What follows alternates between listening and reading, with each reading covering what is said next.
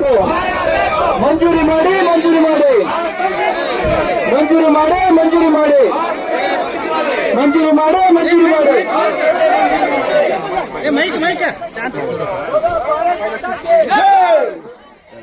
ಬೇಕೇ ಬೇಕು.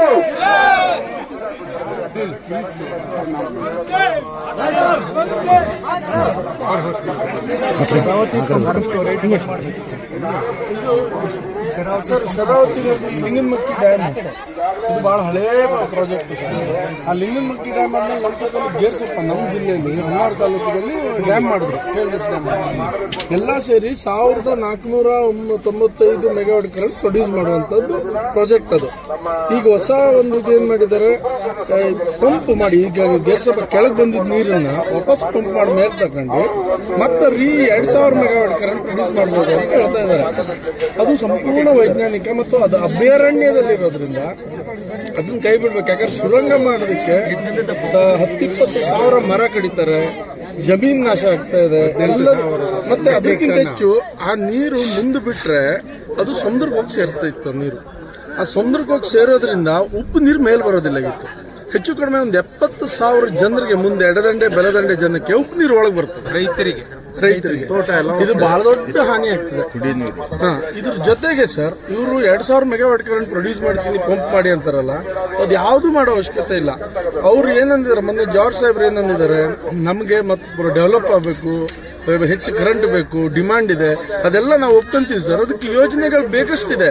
ಒಂದು ವಿಂಡ್ ಪ್ರಾಜೆಕ್ಟು, ಸೋಲಾರ್ ಪ್ರಾಜೆಕ್ಟ್ ಇವೆಲ್ಲ ಇದೆ. ಇದು ಬೇಡ. ಇದರಲ್ಲೇ 1495 ಇದಕ್ಕೆ ಮೆಗಾವಾಟ್ ಕರೆಂಟ್ಗೆ 35 ಟರ್ಬೈನ್ಗಳು ಯೂಸ್ ಮಾಡಿದ್ದಾರೆ ಈಗಾಗಲೇ ಎಕ್ಸಿಸ್ಟಿಂಗ್ ಹಳೆಯದಕ್ಕೆ. ಅದು ನೋಡಿ ಸರ್, ಎಷ್ಟು ಅಂದ್ರೆ ಒಂದು ಕೆಲವೊಂದು ಟರ್ಬೈನ್ 10, 12, 15, 20, 30, 40, 50 ಇಂಥ ರೇಂಜ್ ಅಲ್ಲೇ ಟರ್ಬೈನ್ ಇದೆ. ಇವ್ರು ಹೇಳೋದೇನು ಅಂದ್ರೆ, ಪಂಪ್ ಮಾಡಿದ್ಮೇಲೆ 240 ಮೆಗಾವಾಟ್ ಕರೆಂಟ್ ಇರುವ 8 ಟರ್ಬೈನ್ ನಾವು ಹಾಕ್ತೀವಿ ಅಂತಾರೆ. ಅವ್ರು ಅದೆಲ್ಲ ಮಾಡಿ 25,000 ಕೋಟಿ ಖರ್ಚು ಮಾಡಿ ಅದು 8 ಹಾಕೋ ಬದಲು ಇದ್ದದ್ದನ್ನೇ ಅಪ್ಗ್ರೇಡ್ ಮಾಡಿಬಿಟ್ರೆ ನಾವು 1495 ಇದ್ದದ್ದು 3,500 ಆರಾಮ ಹೋಗ್ತದೆ. ಇದು ಸರ್ ಬರೀ 5,000 ಕೋಟಿಲಿ ಆಗುವಂತದ್ದು.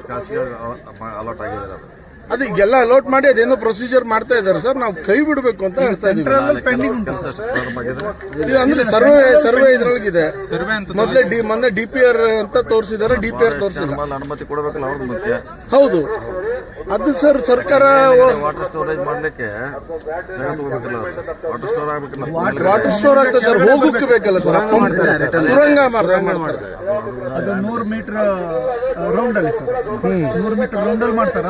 ಅದು ಈ ಲ್ಯಾಂಡ್ ಸ್ಲೈಡ್ ಆಗುವಂತ ಏರಿಯಾ ಅಲ್ಲಿ ಮೊನ್ನೆ ಶಿರೂರುಗುಡ್ಡ ಅಲ್ಲಿ ಆತರ ಆದಂಗ ಆಗ್ತದೆ. ಅದಕ್ಕೋಸ್ಕರ ಇದು ಅವೈಜ್ಞಾನಿಕ ಸರ್. ಅದು ಯಾವುದೇ ಕಾರಣಕ್ಕೂ ಆಗಬಾರ್ದು ಸರ್.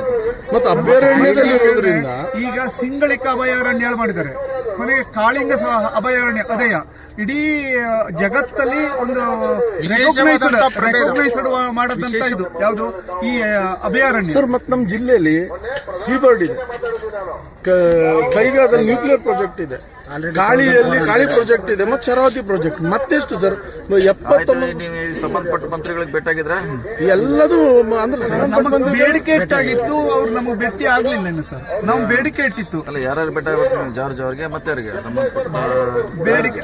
ನಾವು ಮುಖ್ಯಮಂತ್ರಿಗಳಿಗೆ ಭೇಟಿ, ಜಾರ್ಜ್ಗಳು ಅವರಿದ್ರು. ನೀವು ಜಾರ್ಜ್ ಅವ್ರನ್ನ ಬೆಂಗಳೂರು ಬೇಕಾದ್ರೆ ಭೇಟಿ ಮಾಡುವ ವ್ಯವಸ್ಥೆ ಮಾಡ್ತೀವಿ. ನಮ್ಮ ಜಿಲ್ಲೆ ಇವತ್ತು ಭೇಟಿ ಮಾಡ್ಲಿಕ್ಕೆ ಇವತ್ತು ಕಷ್ಟ ಅದು.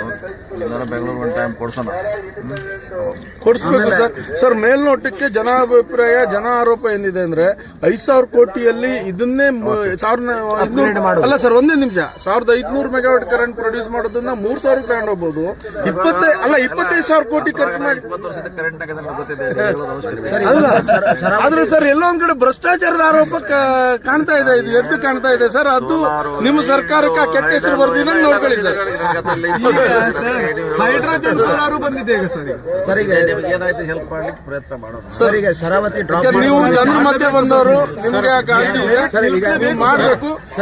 ಭ್ರಷ್ಟಾಚಾರದ ಆರೋಪ ತಮ್ಮ ಸರ್ಕಾರದ ಮೇಲೆ ಬರ್ತದೆ, ಅದನ್ನ ನಿಲ್ಲಿಸುವಂತ ಪ್ರಯತ್ನ ನೀವು ಮಾಡ್ಬೇಕು. ಸರ್, ಈಗ ಶರಾವತಿ ಡ್ರಾಪ್ ಮತ್ತೆ ಸರ್, ನಮ್ದು ಆಶ್ಚರ್ಯ ಅಂದ್ರೆ ಮಲ್ಟಿ ಸ್ಪೆಷಾಲಿಟಿ ಆಸ್ಪತ್ರೆ ಕೇಳಿದ್ರೆ ಇವತ್ತವರೆಗೂ ಕೊಡೋದಿಲ್ಲ. ಎಲ್ಲೋದ್ರೂ 200 ಕಿಲೋಮೀಟರ್ ಹೋಗ್ಬೇಕು. ಮಾಡ್ಬೇಕು. ಇಲ್ಲ ಮೊನ್ನೆ ಇದು ಕ್ಯಾಬಿನೆಟ್ ನಲ್ಲಿ ನಿಮ್ಮ ಮಂತ್ರಿಗಳು ಹೇಳಿದ್ದಾರೆ. ಸರ್ ಇಲ್ಲ ಸರ್ 2023 ಗುಡ್ಡ ಕುಸಿತ ಆದಂಗೆ ಸಿದ್ದರಾಮಯ್ಯ ಅವರು ಬಂದಿದ್ರು. ಅವಾಗ ಸುದ ನಮ್ ನೋಡ್ಬಿಟ್ಟು ಮಲ್ಟಿ ಸ್ಪೆಷಾಲಿಟಿ ಹಾಸ್ಪಿಟಲ್ ಇದು ಮಾಡ್ತಾರಂತೆ ಅದು.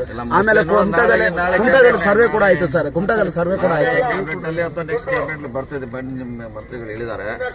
ನೀವು ನಮ್ಮ ಸಿಎಂ ಅವರು DCM ನಿಮ್ಮ ಬೀಚ್ ನಲ್ಲಿ ಭಾಷೆನಲ್ಲಿ ಹೇಳಿದ್ದಾರೆ, ಚುನಾವಣೆ ಭಾಷೆನಲ್ಲಿ ಬರ್ಬೇಕು ಸರ್. ಲಾಸ್ಟ್ ಟೈಮ್ ಚುನಾವಣಾ ಭಾಷಣ ಹೇಳಾರ ಆದ್ರೆ ಇಲೆಕ್ಷನ್ ಟೈಮಲ್ಲಿ ಬರಬಾರ್ದು ಸರ್. ಬೆಂಗಳೂರು ಟೈಮ್ ಸರ್ ಈಗ ಆಶ್ವಾಸನೆ